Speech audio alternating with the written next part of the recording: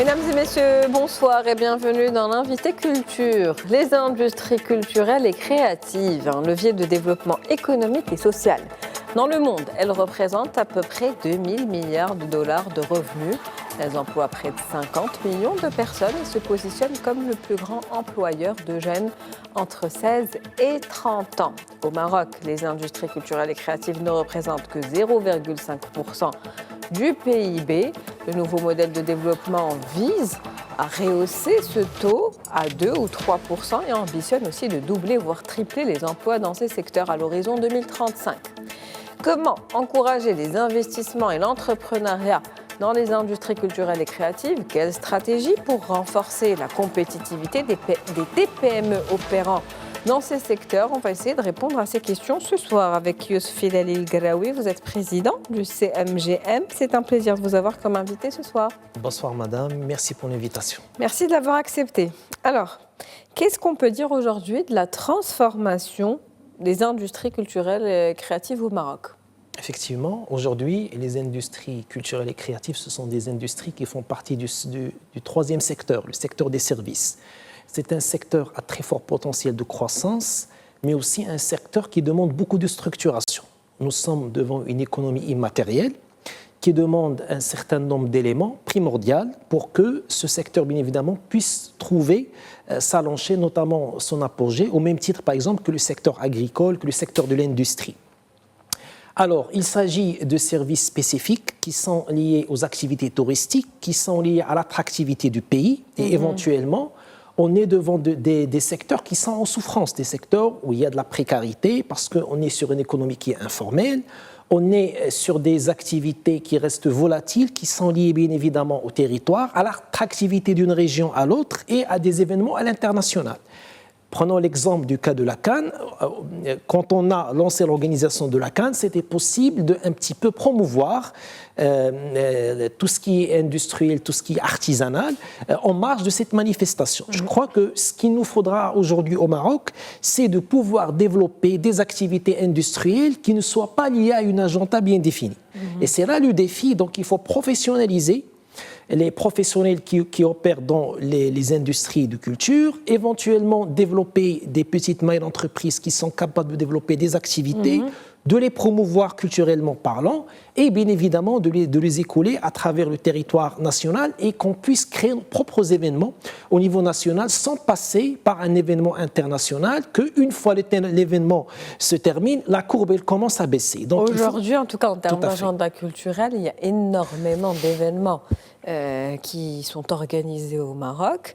Vous avez parlé d'économie immatérielle, d'activités volatiles et d'un secteur qui est en souffrance. Mais également, effectivement, quand on parle de la part de PIB 0,5%, c'est trop faible, mais il y a un potentiel réel qui existe et qu'il faut justement exploiter. Donc comment piloter déjà cette ambition des 3% du PIB d'ici 2030 ? Bon, tout à fait. On est en dessous de 1% du PIB. D'après les chiffres officiels, on est en train d'employer environ 140 000 personnes.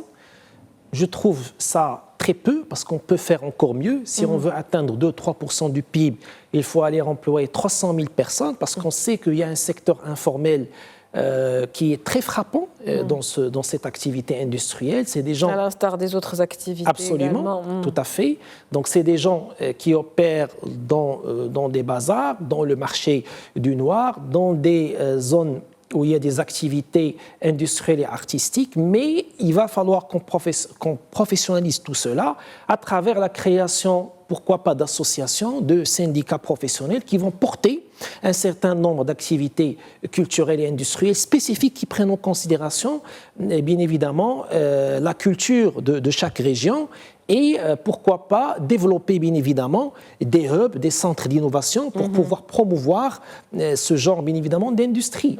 Un patrimoine tout de même qu'il faut mettre en avant. Exactement, tout à fait. Il faut transformer en fait ce savoir-faire traditionnel quand on parle des tapis, quand on parle du gelise, du cuir, donc il y a un certain nombre de secteurs d'activité quand on parle d'artisanat, en une industrie du design qui soit compétitive non seulement au niveau national mais aussi à l'échelle internationale. Et c'est possible. On a les compétences pour. Oui, bien sûr, on a les compétences, mais prenons par exemple l'industrie de transformation, qui est une industrie artisanale par excellence. D'abord, il faut qu'on soit compétitif. Il faut qu'on maîtrise absolument les matières premières, parce qu'on sait que quand on fait une production artisanale, les coûts sont très élevés, contrairement à une production industrielle. La production industrielle, on est sur des chaînes logistiques, on maîtrise les coûts, et par conséquent, les prix sont très compétitifs. Il faut qu'on fasse très attention. C'est pour cela que j'ai parlé de professionnalisation des PME, des PMI, qui opèrent dans le secteur de l'industrie culturelle en général. Vous parlez des prix de la matière première ? Les prix de la matière première qu'il va falloir maîtriser pour parvenir à proposer les prix, des prix de vente à des prix qui sont compétitifs, que ce soit pour le client national, pour le visiteur marocain, ou que ce soit bien évidemment pour les touristes étrangers. Une chaîne de valeur qui soit une chaîne de valeur qu'on maîtrise, transparente, avec des coûts qui sont compétitifs, absolument, pour faire promouvoir ces produits. Parce que si on prend sur le plan national, je sais très bien que le Marocain il est très sensible au prix. Donc avoir une qualité très élevée et un prix élevé que le prix qu'on va avoir, par exemple, pour une production industrielle, ça va impacter le produit et les gens vont beaucoup plus aller vers le produit industrialisé. Donc, pour qu'on puisse commercialiser au mieux les produits artisanaux et les produits de culture, il faut qu'on maîtrise les prix et que les prix soient à la portée déjà des Marocaines et des Marocains. Alors, sur le plan compétitif et international, oui, effectivement, même le prix à l'international, il faut qu'il soit un prix compétitif. Parce qu'on peut avoir un produit artisanal de la même qualité avec un prix beaucoup plus intéressant si on part en Turquie, si on part à l'Inde, en Chine, etc. Donc, la compétitivité, elle est demandée. Au-delà de ça, la force de commercialiser le produit. Parce qu'aujourd'hui, l'artisan, il n'est pas outillé pour faire une communication digitale, pour faire un marketing. D'où l'appel à cette structuration du secteur dont vous parliez en début d'émission. Tout à fait. Et donc, il faut faire appel à des entités publiques, semi-publiques, qui vont accompagner ces artisans, ces vendeurs professionnels à professionnaliser la vente, à faire connaître le produit. Pourquoi pas à travers une vitrine publique, à travers, bien évidemment, des points de vente qui sont appuyés par des entités publiques provinciales, locales, régionales, et dont l'objectif, c'est de faire connaître ces produits pour pouvoir les écouler sur le marché. C'est très important, maîtriser les coûts d'un côté, mais d'un autre côté, faire vivre le produit dans la région, le faire connaître sur le territoire pour que le produit soit connu et pour qu'il devienne bien évidemment vendable. Il y a une stratégie effectivement actuellement en cours, mais il faut renforcer davantage, on va dire, la structuration de ce secteur. Vous parliez d'entités publiques et justement, ça appelle au financement public mais aussi privé. Quand on parle des investissements, parce que pour qu'un secteur puisse émerger, il faut investir, c'est évident. Est-ce qu'il est plus pertinent de multiplier aujourd'hui les subventions directes ou est-ce qu'il serait plus intéressant peut-être de créer des zones franches créatives avec une exonération de taxes fiscales totales sur justement la production, l'exportation de biens ? Selon vous? Moi, je crois qu'il faut qu'on travaille sur les deux, parce quand on est dans des zones où il y a des exonérations, c'est des incentives qui permettent bien évidemment aux artisans, aux petites entités qui opèrent dans le secteur de l'artisanat ou de la culture, de s'y installer, de vendre librement et par conséquent de bénéficier d'une certaine allégeance fiscale. Mais d'un autre côté, il est important aussi d'avoir des financements qui sont simplifiés, qui permettent à un professionnel qui a par exemple ce qu'on appelle le CPU, le cadre professionnel unifié, de pouvoir bien évidemment bénéficier d'un financement, permettre aux artisans d'accéder au statut d'auto-entrepreneur, de le développer pour, par exemple, aller vers un chiffre d'affaires de 1 million de dirhams au lieu de rester sur une production artisanale plafonnée à 500 000 dirhams par an et à 80 000 par fournisseur. Et là, on parle des TPME qui restent tout de même les entreprises qui poilent le plus aujourd'hui dans le tissu entrepreneurial marocain. Oui, et j'arrive bien évidemment aux PME qui peuvent avoir le statut de société à responsabilité limitée où, bien évidemment, il faut les accompagner avec des produits de financement qui sont spécifiques. Et plus on donne du financement, plus bien évidemment, il faut que le projet soit un projet qui est rentable. Donc même le professionnel ou l'artisan doit présenter un projet qui est rentable, il doit être capable de savoir ce qu'il veut faire, la population cible, c'est-à-dire bien étudier son marché et connaître bien évidemment sa clientèle. C'est primordial, c'est même élémentaire pour pouvoir accéder du financement, parce qu'on ne peut pas donner du financement à des gens qui ne maîtrisent pas leur projet et qui ne maîtrisent véritablement pas ce qu'ils veulent faire. Et pour rester sur le financement et sur ces dossiers qui doivent être bien ficelés, comme vous le dites, Il y a le cadre du crowdfunding au Maroc qui se développe davantage et qui pourrait peut-être devenir un levier de financement pour ces petites entités. Tout à fait. Quand on est sur des financements, quand on est sur des financements innovants, les financements innovants. Pour des micro-projets créatifs. Tout à fait, absolument. Pour des micro-projets, on passe par du crowdfunding pour mobiliser des fonds, pour avoir un financement collectif.